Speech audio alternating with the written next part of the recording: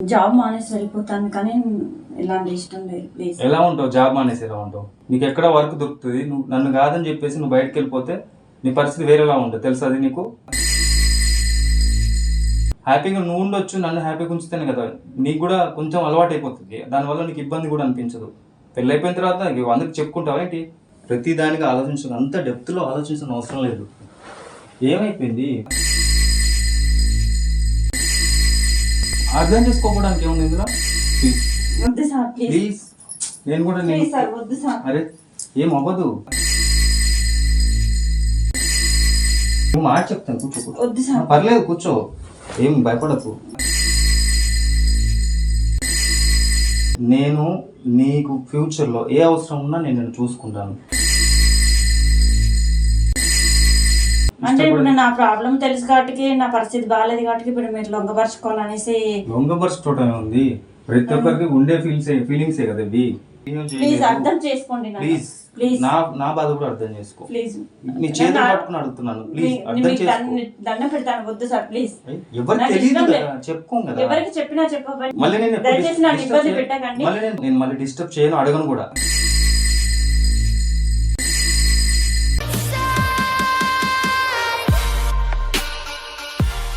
చెప్పండి అక్క, అసలు ఏమైంది అక్క? ప్రైవేట్ హాస్పిటల్లో నర్స్గా చేస్తున్నాను. ఓకే అక్క. నాతో పాటు చేసే డాక్టర్ ఉన్నారు. నాతో అసభ్యంగా ప్రవర్తించడం, వల్గర్గా మాట్లాడడం. నాకంటే ముందు నుంచి ఆయన వర్క్ చేస్తున్నారు, సీనియర్. కాకపోతే నన్ను ఇబ్బంది పెడుతున్నాయి. కాకపోతే మా ఇంట్లో కుటుంబ పరిస్థితులు బాగాలేకపోవడం వల్ల నేను జాబ్ చేయాల్సి వస్తుంది. ఇప్పుడు ఈ విషయం ఇంట్లో తెలిస్తే వాళ్ళు జాబ్ అనిపిస్తారు. కుటుంబంలో సమస్యలు ఉన్నాయి. అంటే ఇప్పుడు మీ ఇంటికాడ చెప్తూ వాళ్ళు వెళ్ళి మళ్ళీ అక్కడ గొడవ చేసి జాబ్కి ఇబ్బంది అవుతుంది. ఇంట్లో కొంచెం చదువులకి వాటికి డబ్బులు అవసరం ఓకే చేయాల్సి వస్తుంది.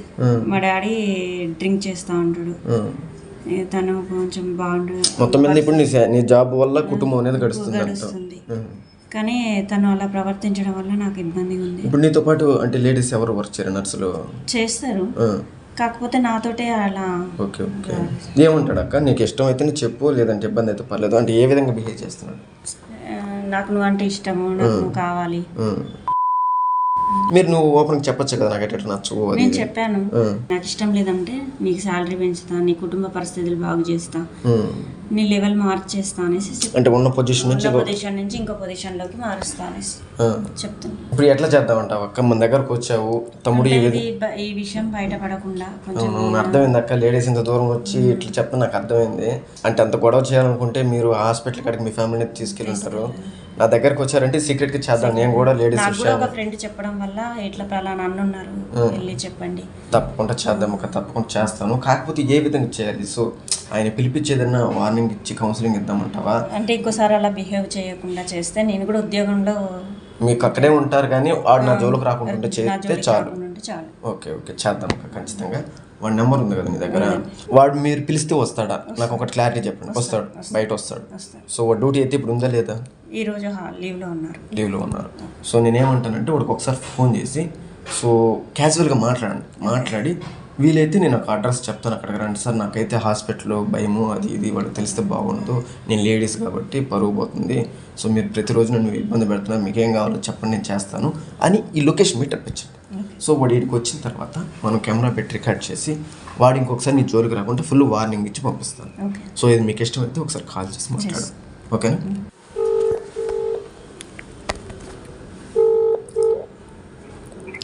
హలో సార్, నేను కవితని సార్. నువ్వు ఫోన్ చేసావేంటి చాలా రోజుల తర్వాత? మీతో మాట్లాడదామనేసి కాల్ చేశాను సార్. రావట్లేదు అసలు, హాస్పిటల్కి రాబుద్దవట్లేదా? ఇంట్లో కొంచెం పరిస్థితులు బాగాలేక రావట్లేదు. చేస్తాం అనుకోలేదు తెలుసు అసలు నేను ఫోను. లొకేషన్ పెడతాను, అక్కడికి వస్తే మీతో నేను మాట్లాడతాను. ఎందుకంటే హాస్పిటల్లో అందరి ముందు మాట్లాడడం ఇబ్బందిగా ఉంటుంది కదా. బయటికి వెళ్దాం. లేదు, ఇక్కడ మా ఫ్రెండ్ వాళ్ళ రూమ్ ఉంది, అక్కడికి వస్తే మాట్లాడదాం. మా ఫ్రెండ్ వాళ్ళు లేరు, అక్కడికి వస్తే మాట్లాడదాం. సరే మరి అయితే నేను ఒక హాఫ్ అన్ అవర్ లో బయలుదేరుతాను. లొకేషన్ పెడతావా? లొకేషన్ పెడతాను, అక్కడికి వచ్చి. అడగలేదు, రమ్మని కలవమని నేనే అడిగాను కానీ నేను అంటే కొంచెం లోపల ఇష్టం ఉంది, కాకపోతే దాన్ని బయట చెప్పుకోవడం అందరి ముందు చెప్పుకోవడం ఇబ్బంది అవుతుంది కదా. అందులో కుటుంబ పరిస్థితుల వల్ల నేను దాచుకోవాల్సి వచ్చింది. అదే చెప్పాను కదా ప్రాబ్లం. అదే మనసులో మీరంటే ఇష్టం ఉంది, కాకపోతే భయం వల్ల నేను చెప్పలేకపోయాను సార్. అదే నేను అర్థం చేసుకున్నాను, ఈ ప్రాబ్లం అర్థం చేసుకున్నాను. కాకపోతే ఇక నేను నిన్ను ఫోర్స్ చేసి బలవంతంగా ఇబ్బంది పెట్టడం ఇష్టం లేక నేను అడిగే విధంగా నిన్ను అడిగా కదా. దానికి వాళ్ళు భయపడి కాకుండా డ్యూటీ కాకుండా ఉంటామని అనుకోలేదు. బట్ ఏదైతే మొత్తానికైతే ఫోన్ చేసావు, నేను నీతో ఉన్నప్పుడు హ్యాపీగా నువ్వు ఇంకా ఒక హై లెవెల్లో చూడాలనుకుంటున్నాను. నిన్ను హ్యాపీగా బాగుంటావు, నీకు మంచి ఫ్యూచర్ ఉంటుంది. ఇప్పుడు నా దగ్గరే చేస్తున్నావు కాబట్టి ఫ్యూచర్ లో ముందు ముందు ఇంకే అవసరాలు ఉన్నా కూడా నా ద్వారా అవి నీకు నెరవేరుతాయి కదా, మంచి హ్యాపీ ఉండొచ్చు కదా. నువ్వు అలా భయపడుతూ ఇబ్బంది పడుతూ నాతో సరిగ్గా మాట్లాడకుండా చూస్తున్నట్టు పట్టించుకోకుండా ఉంటే నాకు ఏదోలా ఉంటుంది కదా. నేను నీకు నువ్వు హ్యాపీగా ఉండటమే కదా నేను కోరుకున్నాను. నేను నిన్ను మంచిగా సంతోష పెడతామన్న ఉద్దేశంతో నేను వెనకాల పడుతున్నాను. నువ్వు అర్థం చేసుకోవాలి కదా. ఏమంటావు? నువ్వు ఏది అడిగినా నేను కాదన్నా, సరేనా? నీకు అనుకూలంగా ఉండేలాగా నువ్వు హ్యాపీగా ఉండడమే నేను హ్యాపీగా ఉంచాలని అనుకుంటున్నా. సరే సార్, సరే అయితే వస్తాను ఒక హాఫ్ అన్ అవర్లో. ఓకే అక్క, మంచిగా మాట్లాడావు. సో ఆయన డౌట్ వచ్చిందంటే మళ్ళీ రాకుండా వెళ్ళిపోతాడేమో నాకు డౌట్ వచ్చింది. మంచిగా మాట్లాడావు, వస్తాడు. సో వచ్చినప్పుడు నువ్వు చేయాల్సింది ఒకటి, భయపడద్దు. నేను ఇక్కడే ఉంటాను బయట, నువ్వు భయపడద్దు. ఆయన ఏ విధంగా నేను ఇబ్బంది పెడుతున్నాడు అది మనం ప్రూఫ్ రికార్డ్ చేయాలక్క. సాక్ష్యాలు లేనిదే ఏది కాదు. ఇప్పుడు ఆయన నేను మ్యాక్సిమం పిలిచింది ఫోన్ చేసింది అందుకని వచ్చానంటే తప్పు ఉండదు కదా. సో నేనేమన్నానంటే ఆయన అక్కడికి వచ్చి నేను బిహేవ్ చేసే విధానం మనం రికార్డ్ అవ్వాలి. నేను ఇన్ని రోజులు ఏమన్నాడు, ఏ విధంగా మాట్లాడుతున్నాడు అవన్నీ ఆయన నోటుకుంటే నాకు చెప్పించు. అది రికార్డ్ అయిందంటే నువ్వు సేఫ్ అయిపోతావు అక్క. నువ్వు హాస్పిటల్ వర్క్ చేస్తావా లేదా అక్కడి నుంచి వెళ్ళిపోతావు, అది నీ ఇష్టము. నేను అక్కడ జాబ్ చేసినా చేయకపోయినా నాలాంటి ఆడపిల్లలు అక్కడ ఎంతోమంది వర్క్ చేస్తున్నారు, వాళ్ళనైనా సేఫ్గా కాపాడాలనే ఉద్దేశంతో నేను ఇక్కడ మీ దగ్గర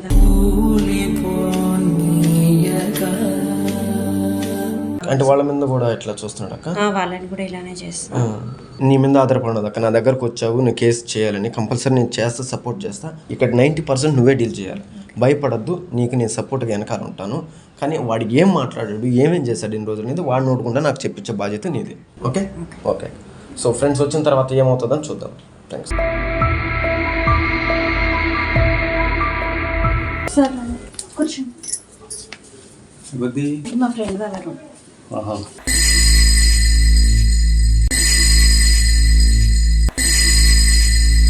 అంతా బాగుందా? బాగుంది. ఏం డ్యూటీకి రావాలనిపించట్లేదా? ఎందుకు రావట్లేదు? మా ఇంట్లో కుటుంబ పరిస్థితులు కూడా బాగాలేదు. మీరు అలా బిహేవ్ చేయడం కూడా నాకు నచ్చడం లేదు. నేను అంటే అంత అసహ్యంగా ఏం చేశానా? నేను చెప్పాను కదా ఇలా ఉంటుంది, నీకు ఫ్యూచర్ బాగుంటుంది అనేసి అన్ని విధాలుగా చెప్పాను కదా, నచ్చ చెప్పాను కదా. చెప్పారు కానీ నాకు ఇష్టం లేదు సార్. సరే అది పెద్దగా బయటికి తెలియనియం కదా, దాని గురించి నువ్వు అంత వరి అవ్వడం ఎందుకు? ఏం పర్వాలేదు సరేనా, నీకు ఇబ్బంది కలగకుండానే నేను చూసుకుంటా అని చెప్తున్నాను కదా, ప్రాబ్లం ఉండదు. నాకు ఇవన్నీ ఇష్టం లేదు సార్, మా వాళ్ళు అలా నన్ను పెంచలేదు కూడా. నేను నీకు అన్ని విధాలుగా సపోర్ట్గా ఉంటానని చెప్పేసి చెప్పాను కదా, అట్లాంటప్పుడు నువ్వు ఎందుకు ఫీల్ అవుతున్నావు, ఇబ్బంది పడుతున్నావు చెప్పు నాకు. నాకు అసలు అట్లాంటి థాట్ లేదు, అట్లాంటి ఇష్టం లేదు కూడా. అందరిలా కాకుండా నేను సిన్సియర్గానే నేను ఇష్టపడుతున్నాను, చూడ్డానికి బాగుంటావు అన్ని విధాలుగా. ఏమైంది ఎవరికైనా తెలిసే విషయం కాదు కదా. వేరే స్టాఫ్లో చాలా మంది అమ్మాయిలు ఉన్నారు కదా సార్. ఉన్నారు లేదన్నట్లే, కానీ వాళ్ళలో నిన్ను వేరుగా చూశాను. నాకు ఇష్టం ఉందా సార్ ఇవన్నీ? నీకు పెద్దగా బయట తెలిసే విషయాలు కావు, వీటి గురించి నువ్వు పెద్దగా పట్టించుకోక్కర్లే. ఏమవుతుంది ఏమవ్వదు. నన్ను పిలవగానే నాకు అనిపించింది తను కాంప్రమైజ్ అయింది ఈ విషయంలో, హ్యాపీగా ఉండొచ్చు అన్న ఉద్దేశంతో నేను ఇక్కడ దాకా వస్తే మళ్ళీ నన్ను డిసప్పాయింట్ చేస్తున్నాను. అంతా నీకు అనుకూలంగానే ఉంటుంది సరేనా. వద్దు సార్, నాకు ఇష్టం లేదు, ప్లీజ్ నన్ను ఇబ్బంది పెట్టకండి. నేను నిన్ను రిక్వెస్ట్ చేస్తున్నాను కదా ప్లీజ్ అని. నువ్వు అంత అసెస్మెంట్ తోటి నాకు ఫోన్ చేయగానే నీకు నేను ఎట్లా థ్యాంక్ యూ చెప్పుకోవాలన్నది కూడా అర్థం కాకుండా ఆ ఉద్దేశంతో వచ్చేసారు అమ్మనంగానే.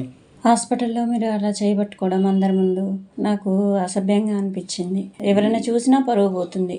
కాదు, అలా పట్టుకోవడంలో కూడా ఒక థ్రిల్ ఉంటుంది, నీకు కూడా హ్యాపీ అనిపిస్తుంది అన్న ఉద్దేశంతో నీకు దగ్గర అవ్వాలన్న ఫీల్ తోటి నేను పట్టుకున్నాను తప్ప నువ్వు వేరేలాగా అనుకుంటే ఎట్లా? నచ్చని విషయాలు కూడా మీరు ఇలా అంటే నేను నీకు చెప్పాను నువ్వు అంటే ఇష్టం, నీకు హ్యాపీగా నీతో ఉంటా, నీకు ఏది కావాలన్నా చూసుకుంటాను, ప్రతిదీ కూడా చెప్పాను కదా. చెప్పాను కదా సార్, నాకు ఇలాంటి ఇష్టం ఉండవు అనేసి. ఎంతో మంది అమ్మాయిలు ఇవన్నీ కామన్, అర్థమవుతుందా? ప్లీజ్ సార్ దయచేసి నన్ను వదిలేయండి సార్ ప్లీజ్. అరే నేను ఇంతలా చెప్తుంటే అర్థం చేసుకోవా? మెంటలా నీకేమన్నా? నాకు వద్దు సార్, ఇలాంటి ఇష్టం లేవు. ఎందుకు ఇష్టం ఉండదు? ప్రతి ఒక్కరికి ఏదో కోరిక ఉంటుంది.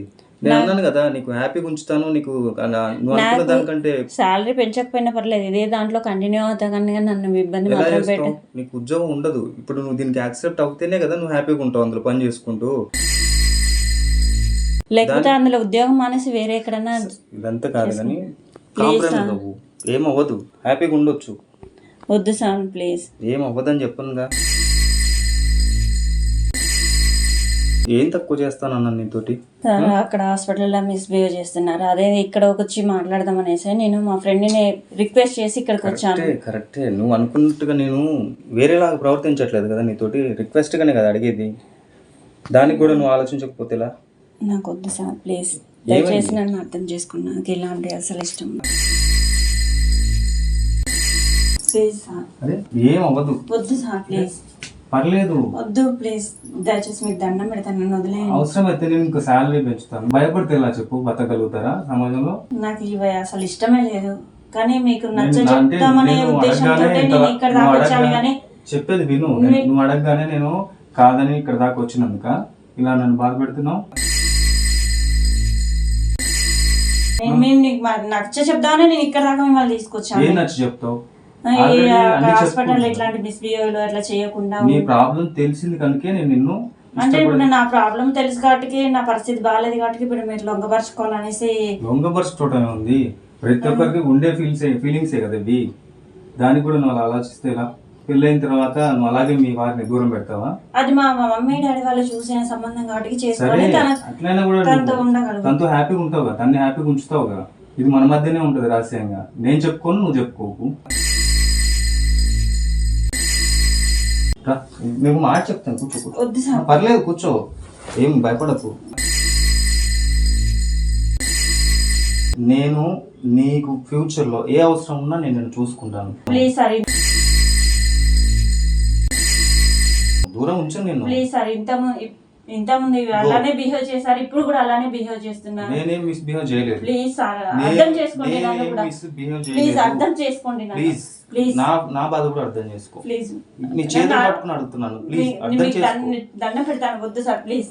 ఎవరికి తెలియదు కదా, చెప్పుకోం కదా. ఎవరికి చెప్పినా చెప్పబోయ్ ప్లీజ్. ఒక్కసారికి అర్థం చేసుకో ప్లీజ్. వద్దు ప్లీజ్, ఒక్కసారికి. వద్దు సార్. మళ్ళీ నేను దయచేసి నన్ను ఇబ్బంది పెట్టకండి. నేను మళ్ళీ డిస్టర్బ్ చేయను, అడగను కూడా. నీకు పర్సనల్ గా ఏమైనా ప్రాబ్లం ఉన్నా, మనీ ఇష్యూ ఉన్నా, ఏదన్నా కూడా సాల్వ్ చేస్తానని చెప్పా కదా. నాకు అవన్నీ అవసరం లేదు సార్, అంతకైతే జాబ్ మానేసి వెళ్ళిపోమన్నా వెళ్ళిపోతాను నేను. కానీ ప్లీజ్ దయచేసి నన్ను అలా ఎలా ఉంటావు? వెళ్ళిపోయి చెప్పు, నీకు ఎవరు సపోర్ట్ లేదని కదా నేను సపోర్ట్ చేస్తున్నాను. ఏం ఇప్పుడు ఒప్పుకోవా? ఎందుకని? నాకు ఇష్టం లేదు సార్. ఇక్కడ దాకా వచ్చాక నువ్వు అన్ని నచ్చ పెట్టకు, నాకు చెప్తాను. అర్థమైందా? నువ్వు ఒప్పుకొని తీరాల్సిందే. నేను ఒప్పుకోను, నాకు అసలు ఇష్టం లేదు. చెప్తున్నాను కదా, ఎవరు తెలియదు ఇది రహస్యంగా. ఇది వాళ్ళతో అయిపోయి మర్చిపోయి హ్యాపీగా ఉండు. ఇది కళ అనుకొని మర్చిపోవు అంతే. ఇట్లా అయితే ఎలా చెప్పు ప్లీజ్, సరేనా? ఏం అవ్వదు ప్లీజ్, ఏం అవ్వదని చెప్తున్నాను కదా. ఒకసారి కనీసం అరే వద్దు సార్ ప్లీజ్, వద్దు సార్ ప్లీజ్. ఎందుకని? నాకు ఇష్టం లేదు సార్ ప్లీజ్. అరే దయచేసి నన్ను బలం పెట్టకండి ప్లీజ్. నేను ఎంత ఇష్టపడ్డా, ఎంత ఇదిగా నేను నమ్ముకున్నా, అయినా సరే నువ్వు నన్ను అర్థం చేసుకోవట్లేవు. వద్దు సార్. అట్లా కాదు, నువ్వు ఈ సిచ్యువేషన్ లో మంచి అనేది అది పక్కకు పెట్టు. మనం ఇప్పుడు చేసేదే మంచి అనుకొని కొంచెం కోఆపరేట్ చేయి ఏ విషయంలో, సరేనా? అర్థం చేసుకోవడానికి ఏముంది ఇందులో? ప్లీజ్ వద్దు సార్ ప్లీజ్. నేను కూడా వద్దు సార్. అరే ఏం అవ్వదు, దయచేసి అర్థం చేసుకోండి. నాకు ఇవన్నీ ఇష్టం లేదు సార్ ప్లీజ్. అలాంటి ఇబ్బంది పెట్టకండి. నేను ఎన్నో ఆశలు పెట్టుకొని ఇక్కడ దాకా వస్తే ఎంత ఎక్సైట్మెంట్ తోటి వచ్చాను తెలుసా.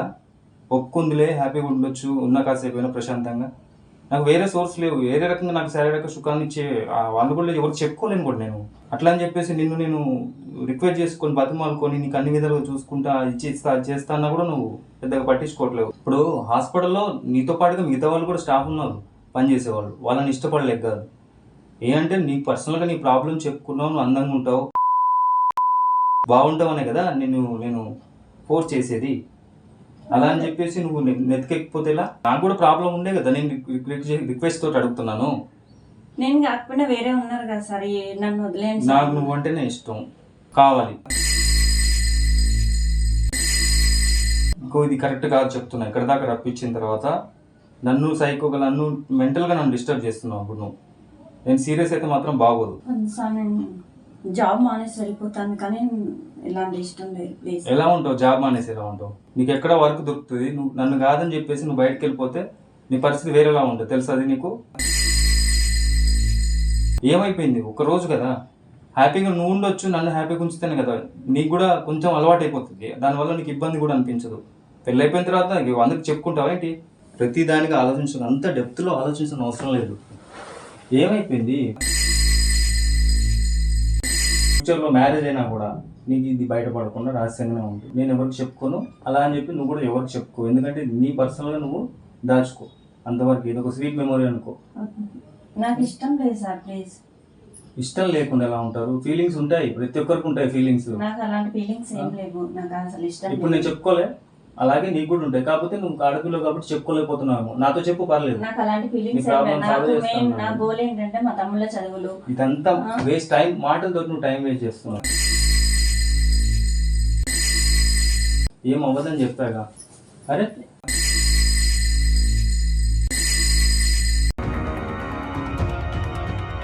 మై డియర్ మార్కండేయ మంచి మాట చెప్తా రాసుకో.